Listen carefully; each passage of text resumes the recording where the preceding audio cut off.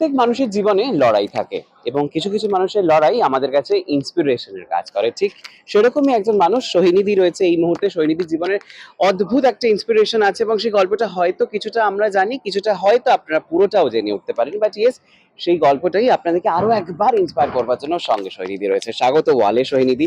Thank you. যেমন ভাবে তোমাকে আমি বললাম যে তুমি ভীষণ ইন্সপিরেশন প্রত্যেক মানুষের কাছে। ভালো থাকার জন্য একটা মানুষ দরকার হয়, তো হাসি দিয়ে নয়, ভালো কথা দিয়ে শুধু নয়, কি করে ভালো থাকতে হয় সেই মানুষটা শেখায়। শৈলী, একটুখানি বলো কি করে ইন্ডাস্ট্রিতে আসা এবং ইন্ডাস্ট্রি থেকে আস্তে আস্তে আস্তে আস্তে এতগুলো বছর তুমি কাটিয়ে ফেললে, একটুখানি বলো। এইটা না ভীষণ রকম ভাবে বলতে গেলে আমার জন্য লাক বাই চান্স, জানো তো। মানে আমি ছোটবেলায়, একদম ছোটবেলায় যখন ডান্স করতাম তখন আমি ভাবতাম আমি অ্যাক্টর হব, কিন্তু পরে যখন বড় হলাম এবং দেখবে ইন্ডাস্ট্রির বাইরে ইন্ডাস্ট্রি নিয়ে প্রচুর রকমের কথা শোনা যায়, তো আমিও তারই পার্ট, সাধারণ মধ্যবিত্ত বাড়ির মেয়ে, তো অনেক রকমের শুনেছি।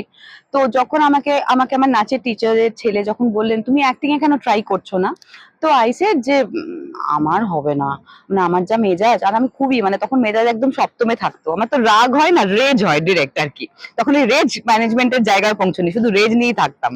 তো বলেছিল তুমি ট্রাই করে দেখতে পারো, তো আমি গেলাম, ছবি জমা দিলাম, আমাকে বললো যে সময় লাগতে পারে।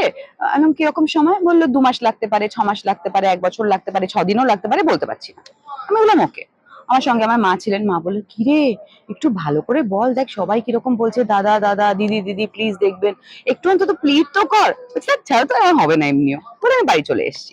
পরের দিন আমি গেছি সকালবেলা কলেজে, কলেজে সেদিনকে ফাউন্ডেশন ডে বলে কলেজ ছুটি, চলে গেছি একটা বন্ধুর বাড়িতে ডান্স প্র্যাকটিস করতে, কারণ আমাদের সামনেই হচ্ছে ফ্রেশার্স ছিল। হঠাৎ করে আমার মামা ফোন করেছে, তখন আমি মোবাইল ফোনও ইউজ করি না, কারণ প্রচন্ড ইগো তখন আমার, তখন ইগো ডেথ হয়নি, বুঝলে তো, ফোন নেবো না, বাড়ির লোকের পয়সা, নিজে রোজগার করি না।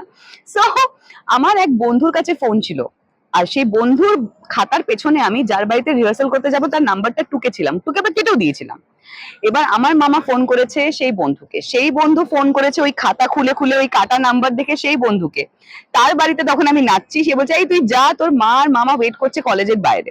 তো আমি দৌড়ে দৌড়ে গিয়ে পৌঁছেছি কলেজে, গিয়ে শুনলাম আজকেই আমার শুটিং, মানে কালকে আমি ছবি জমা দিয়েছি, আজকেই আমার শুটিং।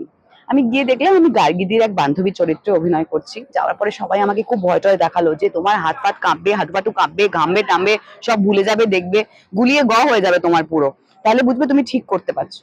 আমি ঠিক আছে, গেছি। গার্গিদি এসে বললো টেক টেক টেক।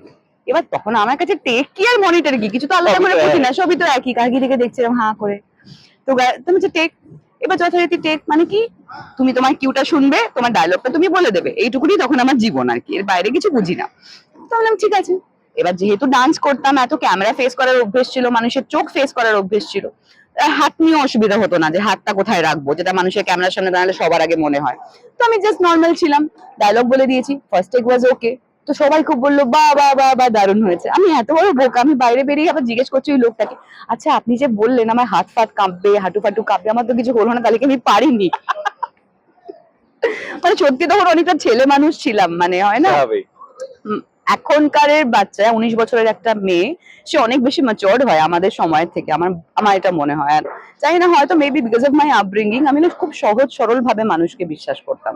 তো সেই জায়গায় দাঁড়িয়ে আমার মনে হয়েছিল সত্যি বোধহয় উনি সত্যি বলেছেন। তো দ্যাট ওয়াজ দ্য বিগিনিং। এবং তারপরে ওই দিনের পরে আমার কাছে রিকোয়েস্ট ছিল যে পরের দিন গার্গিদির একটা ছোট্ট ডামি পার্ট করার। তো আই সেড ইয়েস, কারণ আই ওয়ান্টেড টু লার্ন, গার্গিদি আমার সামনে থাকবে, আই উইল হাগ হার, মানে জমজ সিন তো, হাগ করবো ওনাকে। তো আই ওয়াজ ভেরি এক্সাইটেড। তো উনি আমাকে বললেন, আমাদের ওখানকার যিনি ম্যানেজার, তিনি বললেন যে দেখো সবাই তো রাজি হয় না, আমি জানি না তুমি কিভাবে নেবে এটা। আমি যে না না না না, আমার কাছে এটা learning experience, I will do it. তো আমি পরের দিন গেলাম। সেদিনকে ফেরত আসার সময় মানে জাস্ট ম্যানেজারকে, ধরো এই ডিস্টেন্সে ম্যানেজারকে বাই বলতে এসছি, আমার মা আর আমি বাই, আর ম্যানেজারের ফোনে ফোন। তা সে বললো হ্যাঁ এই তো আমার সামনে, হ্যাঁ পাঠাচ্ছি। তো আমরা বুঝলাম আমাদেরকে নিয়ে কথা হচ্ছে। তো মিলন রায়চৌধুরী ডেকে পাঠিয়েছেন তার একটা সোম থেকে শুক্রর জন্য, তখন চ্যানেল 8 এর একটা অনুষ্ঠান হতো সোম থেকে শুক্র, সোম থেকে শনি তখনো হয়নি। তো this is how it started, পরের কাজ তার পরের কাজ, ওটা দেখে আরেকটা, ওটা দেখে আরেকটা, আমার আজও প্রফেশনাল পোর্টফোলিও নেই, হ্যাঁ এভাবেই কাজ চলে যাচ্ছে, মানে in that way I am blessed. তাহলে সেই অর্থে মানে যেটা আমরা বলি যে ইন্ডাস্ট্রিতে প্রচুর কাজ খড় পোড়াতে হয়, জুতোর সোল হয়ে যায়, শরীরের ক্ষেত্রে সেই জিনিসটা ইনিশিয়ালি হয়নি জানো তো, যেটা হয় কি ইনিশিয়ালি যেটা হয় মানুষের কাজ পেতে অনেক সমস্যা হয়। আমি ইনিশিয়ালি কাজ পেয়ে গেছি, বাট ইয়েস যেটা আমার লড়াই সেটা হচ্ছে কনসিস্টেন্সি মেনটেন করা। মানে ধরো হিরোইন টু হিরোইনের মাদো এই যে লম্বা জার্নিটা, এটাতে তুমি যদি ডিসিপ্লিন না থাকো, তুমি যদি ডেডিকেটেড না থাকো, তুমি যদি নিজের 100%টা অলওয়েজ দিতে না পারো অন ফ্লোর, ডেলিভারেবল যেটা আছে সেটা যদি তুমি দিতে না পারো, তোমার কনসিস্টেন্সি থাকবে না।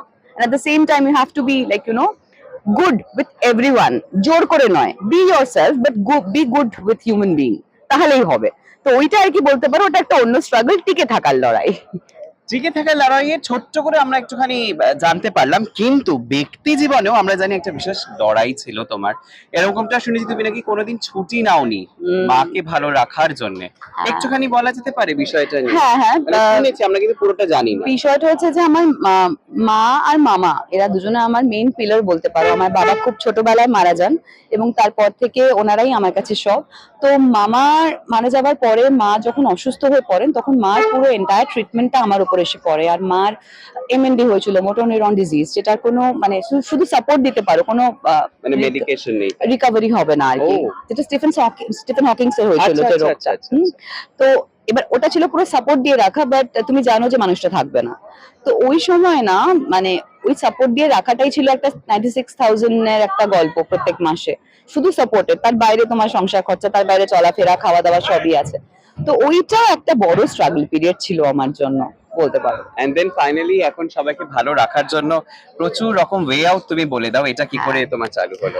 এটা না বেসিক্যালি আমার মনে হয় যে ঈশ্বর যাকে মনে করেন যে এই মানুষটাকে আমি অন্যজনের লাইট জ্বালাতে হেল্প করব, তার লাইটটা এমন ভাবেই জ্বালায় এবং তার লাইটটা এমন ভাবেই ট্রায়াল এন্ড টেস্টেড হয় যে সে তার নিজের লাইফের লাইট দেখে অন্যকে লাইট জ্বালাতে হেল্প করতে পারে। সো আমার ক্ষেত্রে সেটাই হয়েছে, উনি আমায় হেল্প করেছেন, আমি কিচ্ছু করিনি।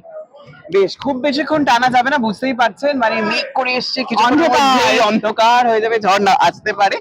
এখানেই শেষ করব। প্লিজ ওয়ালের যারা দর্শকরা তোমার এই ছোট্ট করে একটুখানি আমরা গল্পটা জানতে পারলাম, তাদের জন্য কি বলবে?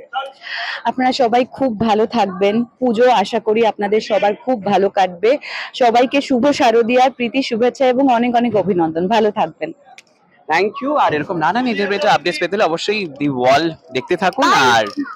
আর ওয়ালের সমস্ত দর্শকদের কাছে আরো একবার অনুরোধ, লাইক করুন, শেয়ার করুন, সাবস্ক্রাইব করুন। খবর এখন এখানেই।